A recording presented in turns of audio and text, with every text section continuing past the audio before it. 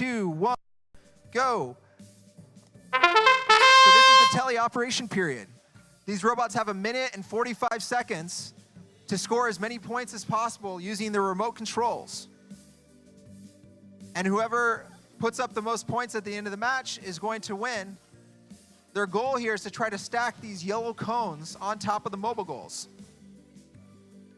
They also want to move the mobile goals into the different zones. The corner zones are worth a certain amount of points. So you can see the red team has already scored one of the mobile goals into the corner, so that's 20 points. They scored a second mobile goal, so that's 10 points because they scored it in the 10-point zone. So right now, the red team, with only one robot, is easily beating these two robots on the Blue Alliance. So 1 versus 2, and it really doesn't matter. The red team is still ahead in the score. We'll see if they can keep it up.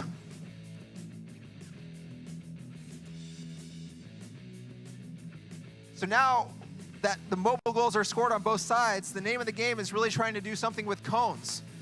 It looks like the Red Alliance does not have a way to score cones.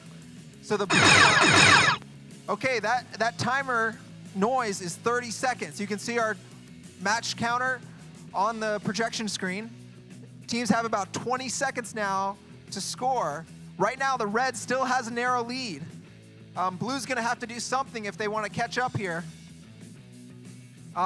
Red Alliance looks like they're playing a little defense. Now they're gonna go for the parking bonus. We'll see if they get the parking bonus. 1 second, and that's the match. Nobody got the parking bonus, but it still looks like the red team with 1 robot beat the 2 robots on the Blue Alliance. So nice job, 28-5Z. Okay, we're gonna move over